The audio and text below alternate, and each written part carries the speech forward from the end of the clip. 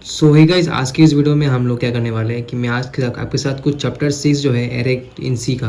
ये चैप्टर काफ़ी ज़्यादा ट्रिकी और काफ़ी थोड़ा कॉम्प्लिकेटेड है क्लास 10 के शेबा बोर्ड के बच्चों के लिए जो क्लास 10 कंप्यूटर साइंस पढ़ रहे हैं।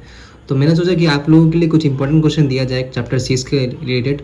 तो आज की इस वीडियो में आपको मैं जो ये इंपॉर्टेंट क्वेश्चन है जो हाफिली में फाइनल में पूछे जाते हैं आपके क्लास 10 के शेबा बोर्ड में, ठीक है, स्पेशली चैप्टर 6 से, उससे कुछ क्वेश्चन मैं आपको कराने वाला हूँ। तो चलिए शुरू करते हैं। पहला क्वेश्चन में क्या बोला है कि what is the index of given array element 11।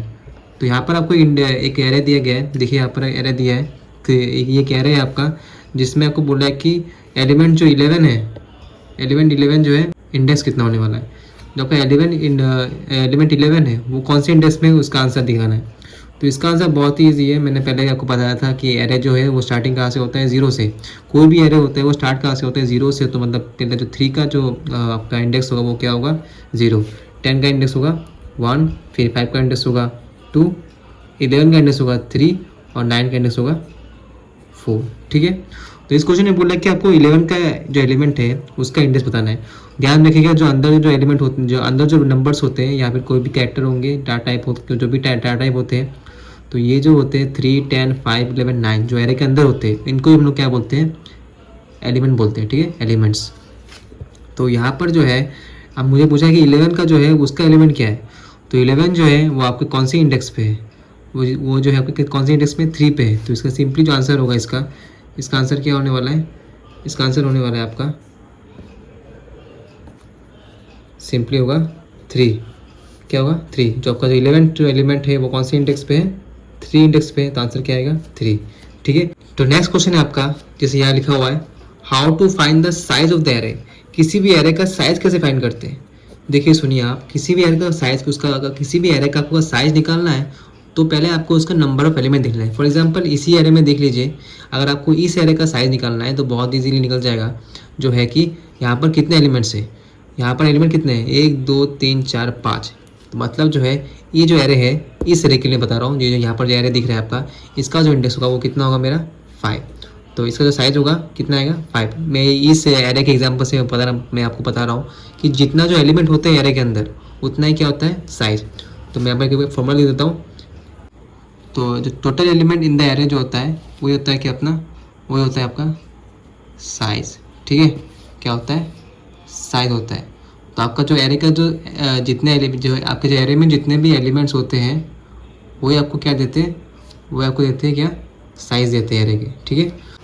Next जो आपका इंपॉर्टेंट क्वेश्चन है वो है कि what is the first and last index of an array. किसी भी एरे का उसका पहला और लास्ट इंडेक्स क्या होता है। ठीक है, उसके लिए मैं आपको एग्जांपल देना चाहूँगा। जैसे कि मान लीजिए मेरे पास एक एरे है, मेरे पास मान लीजिए, ठीक है, ये आपका एक एरे लिया मैंने डाटा स्ट्रक्चर में, जिसमें मान लीजिए कितना, 1, 2, 3, 4, 5, 6। ठीक है, ठीक है, कितने, 6 है।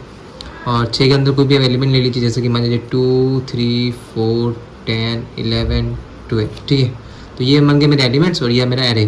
तो मैंने क्या करता है, साइज़ क्या है, साइज जो होता है पहले साइज निकाल लेते हैं। जो अगर आपने साइज निकाल दिया तो काम हो जाता है। तो ये जो मैंने क्या करता है, साइज क्या है, फॉर्मूला क्या है, total element in the array is equal to size. तो यहाँ पर कितने एलिमेंट्स है, 1, 2, 3, 4, 5, 6। तो अगर 6 एलिमेंट्स है तो मतलब आपका साइज कितना आएगा, 6 आएगा। मतलब इस एरे के लिए पर्टिकुलर फॉर दिस एग्जाम्पल और साइज विल बी 6। तो क्वेश्चन ने मुझे पूछा है कि आपका लास्ट इंडेक्स निकालना है, आपको फर्स्ट इंडेक्स निकालना है, फर्स्ट और लास्ट इंडेक्स। बहुत इजी है, मुझे पता है कि एरे जो होता है वो स्टार्ट कहाँ से होता है, 0 से। तो 0, 1, 2, 3, 4, 5। ठीक है। सो अगर आपको लास्ट इंडेक्स निकालना है उसका फॉर्मूला जो है मैं आपको दिखाने वाला हूँ यहाँ पर। To find the last index in an array, उसका जो फॉर्मूला है आपका वो बन के आता है। फॉर्मूला जो होगा आपका बहुत इजी फॉर्मूला है, साइज माइनस 1। साइज माइनस 1 ये आपका जो है, ये है आपका फॉर्मूला क्या निकालने के लिए, साइज़ को निकालने के लिए। ठीक है, साइज माइनस 1। तो उस वाले एरे में जो है उसमें मैंने साइज़ कितना दिया था, 6।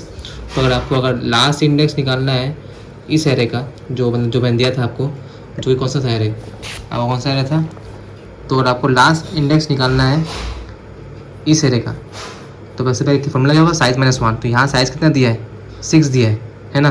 तो आपको जो फॉर्मूला जो आपको जो लास्ट इंडेक्स आएगा वो क्या आएगा, साइज माइनस 1। तो साइज मेरा अभी मैंने क्या 6 था, तो 6 minus 1 which is equals to 5। So किसी भी एरे का, इसकी एरे का जो है लास्ट इंडेक्स कितना आएगा, 5। तो आंसर होगा 5। ठीक है, खुद देखिए, आप खुद देख लीजिए यहाँ पर, ये देखिए मेरा लास्ट में कितना है, 5। देखिए यहाँ पर लास्ट में कितना है, 5 ही तो है, कितना है लास्ट में 5। तो आंसर कितना आएगा, 5। तो आपका अगर आपको एरे का, अगर आपको एरे नहीं दिया है तो उसके लिए फॉर्मूला बनता है साइज माइनस 1। और आपको एरे दिया है तो बहुत अच्छी बात है, आप आराम से देखिए स्टार्टिंग वैल्यू कितना है, स्टार्टिंग इंडेक्स कितना है, 0। हमेशा एरे जो है स्टार्ट करते हैं 0 से होता है, और लास्ट इंडेक्स कितना आता है, साइज माइनस 1। तो इस एरे के लिए साइज कितना है, 6। तो 6 माइनस 1 कितना आएगा, 5। तो उसका लास्ट इंडेक्स कितना आ जाएगा, 5 आ जाएगा। ठीक है, आई होप को समझ में आया। दूसरा जो इंपॉर्टेंट क्वेश्चन है वो आपको बताने वाला हूँ, जो क्लास ये काफ़ी इंपॉर्टेंट है। ठीक है, वो है कि आपका, तो ये जो क्वेश्चन है आपका डिमेरिट से पहले, ये काफ़ी ज़्यादा इंपॉर्टेंट क्वेश्चन है, ये एग्जाम में आएगा, मैं पूरा शेयर कर रहा हूँ, ये क्वेश्चन आने वाला है। और ये क्वेश्चन का आंसर जो है वो भी मैं आपको समझाने वाला हूँ। डिमेरिट मतलब क्या क्या, मतलब लॉस है एरे के, मतलब क्या क्या डिसएडवांटेज ऑफ एरे क्या क्या है। सबसे बड़ा डिसएडवांटेज जो है एरे का वो है आपका फिक्स साइज। क्या है, फिक्स साइज है, ये आपकी बुक में भी है। फिक्स साइज मतलब एरे का जो साइज होता है वो क्या होता है, फिक्स होता है। कि एक बार अगर आपने एरे डिक्लेयर कर दिया, अगर आपने एक बार एरे को डिक्लेयर कर दिया, जैसे मान लीजिए मैंने एक एरे बनाया जिसमें मान लीजिए है 4 एलिमेंट है, 2 3 4 5। तो इसका इंडेक्स कितना होगा, 0 1 2 3। तो ठीक है, एक बार अगर मैंने एरे का साइज फिक्स डिक्लेयर कर दिया, उसके बाद मैं उसको चेंज नहीं कर पाऊंगा। मतलब एरे का जो साइज होता है वो फिक्स होता है। तो ये एक आपका डिसएडवांटेज है कि मान लीजिए आपको फिर से, अगर मान लीजिए आपको ज़्यादा एलिमेंट लेना है तो तब आप नहीं कर पाएंगे, क्योंकि आपने एरे का जो एक फिक्स साइज दे चुका है, उसके बाद कोई नया एलिमेंट इसमें ऐड नहीं होगा, जो होगा इसमें करना है। ठीक है, तो सबसे पहला पॉइंट जो है वो क्या है, फिक्स साइज। नंबर 2 जो है वो है आपका homogeneous data, homogeneous data. Array में अगर आपको जो है, आप हमेशा सेम टाइप का वैल्यू को स्टोर कर सकते हैं, यहाँ पे सेम टाइप का एलिमेंट को स्टोर कर सकते हैं। आप किसी एरे में, मान लीजिए एग्जांपल में देखता हूँ, यहाँ पर जो एरे है, मान लीजिए ये अगर लिखा 2 3 फिर A B C, ये जो है ये एकदम गलत एरे है। ऐसा एरे कभी काम नहीं आएगा आपका। ठीक है, क्योंकि एरे के अंदर हमेशा जो एलिमेंट्स होते हैं वो क्या होना चाहिए, सेम होना चाहिए। अगर आपका इंटीजर है तो सबके सब क्या होना चाहिए, इंटीजर वैल्यू। ठीक है, सभी से क्या होना चाहिए, इंटीजर। अगर आपका एरे कैरेक्टर एरे है, अगर आपका एरे कैरेक्टर एरे होगा तो उसके अंदर जो एलिमेंट्स होंगे वो सारे के सारे क्या आएंगे, कैरेक्टर ही आएंगे। जैसे मान लीजिए A E C D, ठीक है, 0 1 2 3।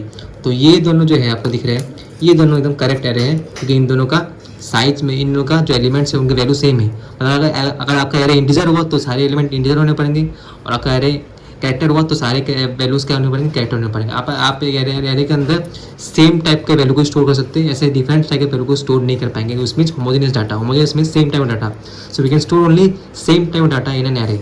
ठीक है, नंबर 3 जो है आपका वो है आपका कंटिन्यूअस मेमोरी और स्टोरिंग प्रोसीजर। ठीक है, तो एरे के अंदर आप ऐसा नहीं कि 0 से, हमें पता है एरे स्टार्ट कैसे होता है, 0 से।